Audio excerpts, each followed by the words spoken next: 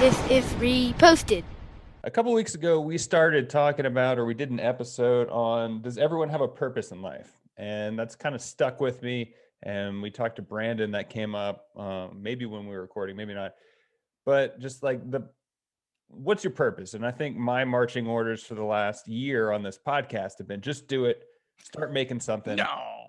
take ownership. And I was like, well, what if that's not the thing for everyone? And so I've just been thinking about, like, is everyone meant to be a leader? I found this article in Forbes. It's titled, What If You Don't Want to Be a Leader?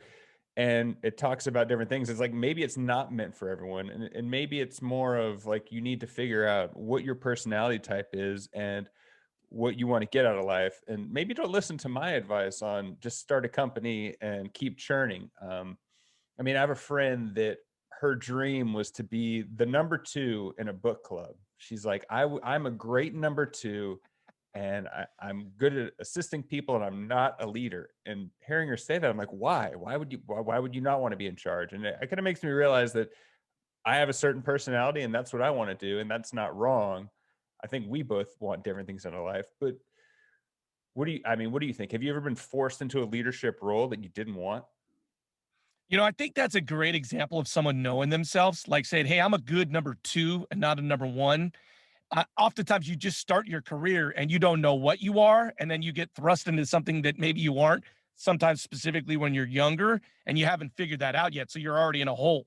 Well, and also everything that you see, especially now, is you have gurus being like, keep grinding, don't surround yourself with negative thoughts. Like, you need to be the best. And everything that I feel like if I was a teenager right now, I would see is that, like, you need to be successful. You need to have a startup. You need to own your own business. You need to make more money. And the path to doing that is being a CEO or starting your own company or being the boss. And I don't think that's suited for everybody. Well, I feel like I say this a lot, but the reason you get bumped up the chain is because you're a good architect. But architects don't make great managers necessarily. So they make you a manager and people are complicated and you don't fit, you fail at that. But you're still a great architect. You just aren't managing people well. So to know that you're not a great manager of people, by the way, that's not a failure because people are really difficult. Yeah, I mean, it's not a failure in the scheme of life, but like, Yeah. I don't know what it would be like to tell your boss to be like, hey, I appreciate the offer of a promotion. I don't want it. Like, that would take a very good leader to understand, like, to accept that feedback, but also they should know that you're not a good leader. So I think society, or just the general zeitgeist, is telling you that's what you should be and that's the path you should follow, even if that's not who you are. What path, though, I totally understand with everything this is going, but what path do you put yourself on if you don't get promoted? Like you're just like society, even your company all says like, hey, if you don't go up the chain, we don't have time for you anymore. You're done. Yeah, I mean, I don't know what the path is. I think maybe it's more finding peace at what, like, you want to be doing, because you don't have to manage people or become a leader uh, to be successful. So I guess you have to define what success is for you. I have another friend that I remember talking, and she was saying, I don't really care about my title at work, but I feel like I need to get these promotions to keep pace with my friends. Like, she does not want to be a leader.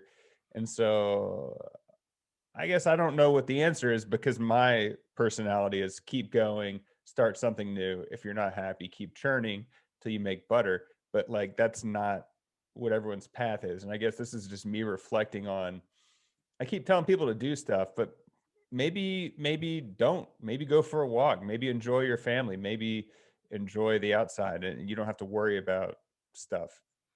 Leadership's a really tricky one, managing people. Like, for instance, like I'm never going to manage anybody. I'm in radio. I did a long time ago. I love it because I love people, but I'm never going to do it. But I do have to be a leader in my house. Like, I do have to manage all of the personalities. And sometimes I forget, like, oh, wait a minute. That is leadership. And being a dad, being a leader, managing them all is leadership. And so, you can't ever just, well, some people, I guess, could, you can't ever just shrug leadership completely, whether you're a church, maybe you're whatever, you got to lead somebody. Yeah, I mean, I guess yourself, unless you're single and you just don't interact with a single hermit. I mean, I guess I'm curious, why will you never be a leader? Like, if you get given the opportunity, say your boss quits or whatever and says, hey, I want you to run the station, or whatever the next step is. I don't really know radio that well. Would you turn it down, or are you just like taking the fact that, well, it's probably not going to happen, so I'm going to say it's not? Probably would turn it down just from the standpoint of I really like being on the radio, and my boss is not on the radio. She manages radio people. So I like the creative aspect of being on the radio. So I've kind of taken this route. Yeah. She's no longer, she started on the radio, but that's not her path anymore. Wow. So yeah, I mean, I guess you have to make that realization. I guess my personality would be like, I'm going to do both. She does sometimes do both.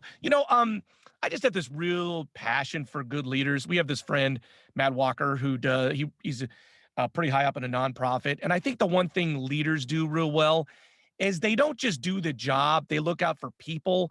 And the one thing Matt does really well, he looks out for the people that volunteer. He looks out for his staff. He looks out for everybody.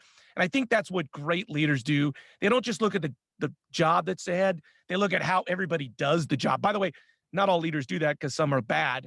But I think that a good leader takes the 5,000-foot view and has an idea of what everybody's doing. Yeah, I think that's interesting that I haven't done a study on it, but it seems like nonprofits would have probably the most extreme mix of good leaders. Some that are just like, they couldn't get a job, and so this is where they are, and they're not that great. Or there's people like Matt who could probably be successful in any industry. And then like you look at probably private equity, and people are maybe drawn towards that leadership more towards getting the 8-figure paycheck. And maybe that's not the best reasons to do it. And, and I also think there's no rhyme or reason to it. The one sports analogy I can make, John Harbaugh, who's the coach of the Baltimore Ravens, he was literally just the special teams coach. Typically you become like a coordinator, assistant head coach, blah, blah, blah. He was just like this low-level special teams coach. But the general manager's like, man, this guy's got leadership qualities. When he comes on the field, you can tell. So, sometimes you don't have to be on the path. Someone could pluck you out of the path, and just because you have potential and people can see that. Yeah. I guess for me, this is more just of a reflection on not everyone wants to do what I'm doing, and stop telling everybody to just do it. I feel like I'm going to forget this and tell everyone tomorrow. I feel like you're going backwards. I like when you say just do it. I don't like when you're like, just do it, maybe. I don't like that, Andrew. Maybe. I don't like that, Andrew. I just see all the Instagram influencers about like Gary Vaynerchuk, like just speaking in platitudes. And I think you do have to look inside and be like, well, what do I want? And what are my strengths? And I think there's a lot of leaders out there that shouldn't be in that position. Just not like when your boss, hey, we want to promote you to the head of West Coast. You'd be like, you know what? I think I'm going to pass. I'm going to focus on me for a little bit. Well, if you want a copy of Chicken Soup for the Soul, please reach out. You can find us at Reposted Podcast on Facebook, Twitter, or Instagram. I'm Andrew Keller for Adam Sandler saying thanks for stopping by.